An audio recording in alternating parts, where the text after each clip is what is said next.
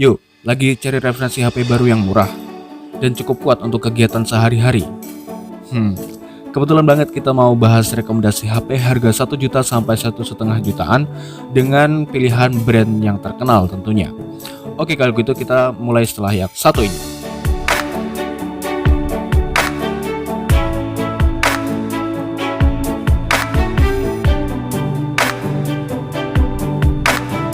Oke, bismillahirrahmanirrahim. Hello guys, aku Inzam. Dan di video kali ini aku mau kasih rekomendasi buat kalian ya, terutama bagi yang membutuhkan HP dengan harga semurah-murahnya, dengan pilihan yang tetap berkualitas, harga yang pantas buat kalian libas. Ya, pilihan ini cukup fresh untuk awal-awal Desember ini, dan aku bikin patokan paling lawas itu keluaran 2019, sudah Android 9, dengan fitur dan desain HP yang cukup kekinian lah. Oke, langsung aja kita mulai dari yang pertama.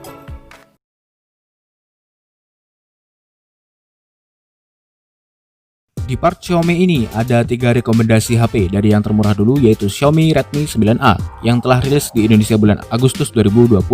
Bodi Redmi 9A cukup besar dan luas ya. Layarnya IPS LCD 400 nits berukuran 6,53 inci, resolusi HD+, dan berdesain dot drop. Berat HP 196 gram dan tebal 9 mm. Memang cukup tebal dan berat karena HP ini menggunakan baterai yang lumayan jumbo yaitu 5000 mAh dan juga didukung charging 10 watt. Menurutku perpaduan layar yang luas dan baterai yang jumbo ini yang dicari-cari dari Redmi 9A. Sayangnya ini masih belum menggunakan colokan USB Type-C ya, masih micro USB. Oh ya, slot SIM-nya sudah dedicated, jadi bisa pasang dual SIM dan nambah micro SD sekaligus kalau ruang penyimpanan dirasa kurang. Redmi 9A menggunakan chipset MediaTek Helio G25, sudah menggunakan CPU octa-core ya, 8 core dengan operating system Android 10. Cukup kekinian lah dan sudah lumayan lancar dipakai untuk kegiatan sehari-hari. Kamera selfie-nya 5 megapiksel, satu kamera belakang 13 megapiksel plus flash, dan kedua kameranya sudah ada fitur HDR. Keamanan biometrik 9A sayangnya masih face recognition aja ya. Gak masalah sih, masih bisa buka HP pakai wajah doang. Sebelum aku kasih tahu harganya, sekalian aja aku jelasin smartphone selanjutnya dan list harganya aku satuin aja. Sebab dari keseluruhan ciri-ciri, HP ini lumayan mirip sama Redmi 9A. Yap, Xiaomi Redmi 9C, rilis di Indonesia bulan September 2020. Nah, yang ngebedain 9C dengan 9A itu ada di konfigurasi RAM dan storage internal, kemudian chipsetnya Helio G35, kecepatan CPU lebih cepat, sudah triple kamera, dan ada sensor sidik jari. Selebihnya sama persis. Oke, berikut ini adalah spek selengkapnya dari Xiaomi Redmi 9A dan 9C serta harganya.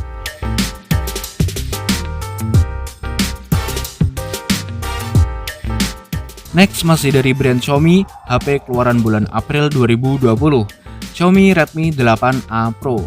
Yap, bener banget. Nah, ini cocok buat kalian yang suka HP ukuran compact, pas di tangan, tapi baterainya awet. Speknya seperti ini. Layar IPS LCD 400 nits, 6,22 inci, resolusi HD+, berdesain dot drop juga. Bedanya di sini perlindungan layarnya sudah Corning Gorilla Glass 5, dimana itu paling kuat di kelasnya. Desain cover belakangnya juga lumayan bagus. Tebal bodi 9,4 mm dengan berat 188 gram. Kok jumbo ya sekecil ini? Ya tadi karena baterainya 5000 mAh. Gak apa-apa sih. Yang penting ini sudah support fast charging 18 watt. Ditambah lagi ini sudah pakai port USB Type-C. Gokil sih ini. Tapi ingat ya, ini bawaannya masih charger 10 watt. Jadi kamu harus beli charger lagi yang 18 watt kalau pengen ngecasnya lebih cepat. Slot kartunya sudah triple slot yang membuatnya tetap fleksibel, dipasang double SIM card plus micro SD juga.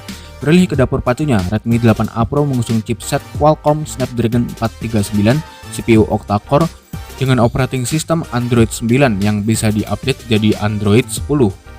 Chipset Snapdragon 439 itu terkenal dengan pengelolaan dayanya yang efisien. Jadi, baterai jumbo yang 5000 mAh tadi bisa lebih awet lagi. Kemudian kamera selfie-nya memiliki sensor 8 megapiksel. Bagian belakang ada dua kamera, yang utama 13 megapiksel dan kamera depth 2 megapiksel. Keamanan biometrik Redmi 8A Pro juga masih face recognition aja. Berikut ini adalah highlight dari Redmi 8A Pro.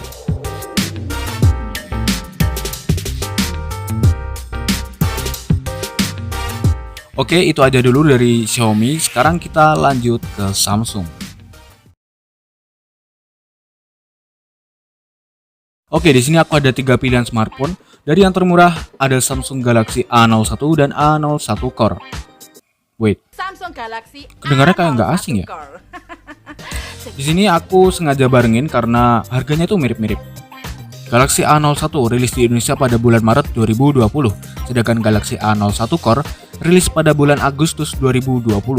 Nah, kedua HP ini cocok buat kalian yang nyari HP brand Samsung, mungkin karena nyari kualitas, bodi yang compact, pas di tangan, ya mini-mini gitulah ukurannya, dengan harga yang paling murah. Jadi kalian juga harus tahu apa aja bedanya dari A01 dan A01 Core biar nggak salah pilih. Galaxy A01 memiliki layar PLS TFT Samsung yang setara layar IPS, luas 5,7 inci, HD+ dengan desain Infinity V. Termasuk kecil lah bodinya, dengan tebal 8,3 mm dan berat 149 gram.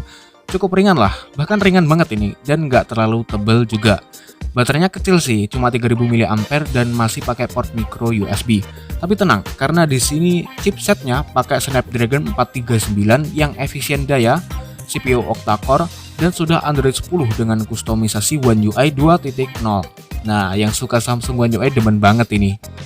Oh ya, ini juga sudah mendukung triple slot card juga ya, bukan hybrid yang harus pilih-pilih kartu yang mau dipakai gitu. Kemudian kamera selfie-nya 5 megapiksel.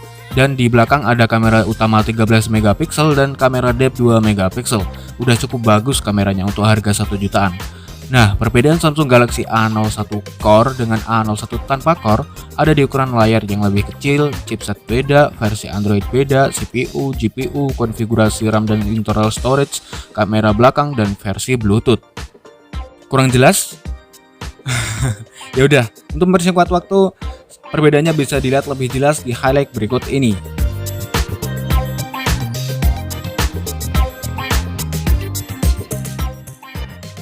Oke, sekarang kita lanjut ke Samsung Galaxy A10s.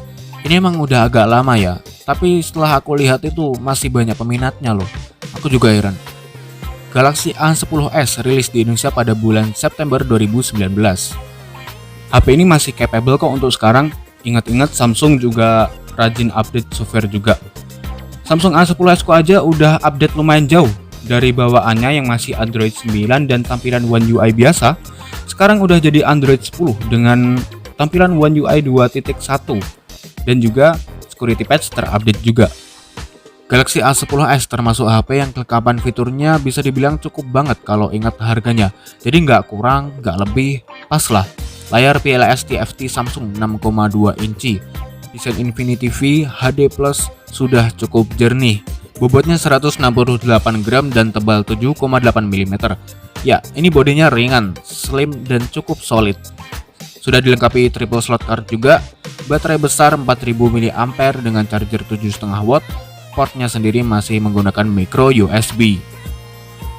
Chipsetnya pakai MediaTek Helio P22, CPU-nya udah octa-core, dan kemudian kameranya bagian depan 8 megapiksel, belakang ada 2, yang utama 13 megapiksel dan kamera depth 2 megapiksel. Hasilnya ya udah bagus loh dan cukup detail. Keamanan biometriknya lengkap, ada face recognition dan fingerprint sensor juga. Oke, lebih jelasnya silahkan lihat highlight Samsung Galaxy A10s berikut ini.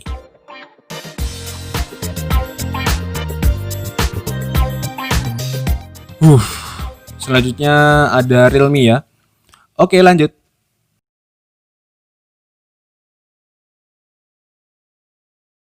Di sini rekomendasinya cuma satu sih. Dan setauku varian terbaru Realme lainnya itu sekarang masih di atas 1,5 juta. Jadi yang masuk pilihan ini aja lah. Realme C11 rilis di Indonesia bulan Juli 2020. Realme C11 ini pembaruan dari Realme C2 yang disambut baik pada zamannya.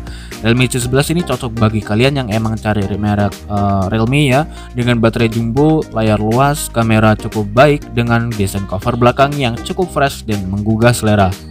Layar IPS LCD 6,5 inci, HD+ berdesain water drop lumayan lega. Kapasitas baterai 5000 mAh, support fast charging charging biasa 10 watt dan masih pakai port micro USB. Jadi agak lama ngecasnya, tapi lumayan awet baterainya.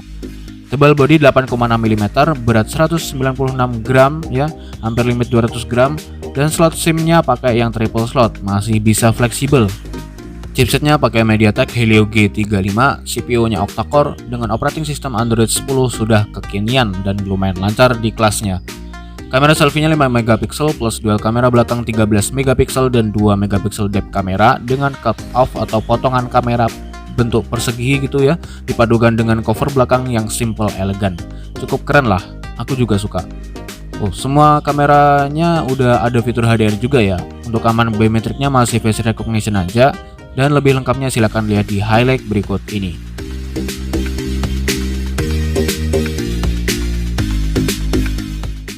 Dari brand Realme udah.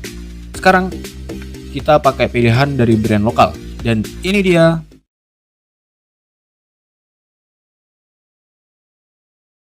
Kali ini Advan aktif kembali melawan kompetitornya yang harga 1 jutaan dengan merilis Advan G5. Cloningnya iPhone 11 Pro Max itu. Bercanda. Ya, dan HP ini sebenarnya sudah aku review. Dan bagi kalian yang ingin tahu lebih detail, silahkan klik link di deskripsi video ini. Advan G5 rilis di Indonesia bulan Mei 2020. Sebenarnya sih G5 ini menyasar segmen para anak muda, tapi menurutku nggak juga sih. Ini cocok bagi kalian yang cari HP RAM 4GB ya, 4GB yang murah, layar mulus, lancar, dibekali baterai besar dengan bodi yang compact. Desainnya juga stylish ala-ala HP mahal. Spek layar IPS LCD 6,22 inci HD+ dan berdesain water drop. Berat 170 gram dan tebalnya sekitar 8,5 mm lah. Cukup pas di tangan. Baterai 4000 mAh, chargernya 7,5 watt, tapi slotnya sudah Type-C guys, meskipun colokannya di atas. Slot SIM card masih fleksibel ya, pakai yang triple slot punya. Kemudian chipsetnya pakai Unisoc SC9863A. Ya agak asing sih bagi sebagian orang, tapi untungnya udah pakai CPU octa-core dan Android 10. User interface-nya juga menurutku menarik, kayak perpaduan Realme UI sama Samsung One UI. Karena desain kamera belakangnya yang sama-sama ada 3 dan mirip boba juga kayak iPhone 11 Pro Max, mungkin itu yang membuat si G5 banyak dibeli orang. Sama harga dan kelebihan-kelebihan lainnya juga sih. Kamera selfie 5 MP, belakang ada 3, yang utama 13 MP, sisanya 2 kamera tambahan VGA plus flash. Depan belakang udah ada HDR juga ya. Fitur keamanan biometriknya masih face recognition aja, gak ada fingerprint sensornya. Oh ya, akhir-akhir ini Advan juga merilis HP baru lagi di varian G, yaitu G9 dan G9 Pro. Dan yang kita bahas kali ini adalah G9 aja karena harganya nggak sampai 1,5 juta. Advan G9 itu sebenarnya kurang lebih sama dengan G5. Bedanya G9 itu layarnya 6,6 inci, lebih besar ya. Kamera belakang ada 4 dengan desain yang berbeda dan baterai sudah 5200 mAh dengan charger 10 watt. Pastinya lebih awet ya. Sisanya sama persis. Oh, dan pilihan warnanya juga beda ya. Detail kedua HP Advan tadi bisa dilihat di highlight berikut ini.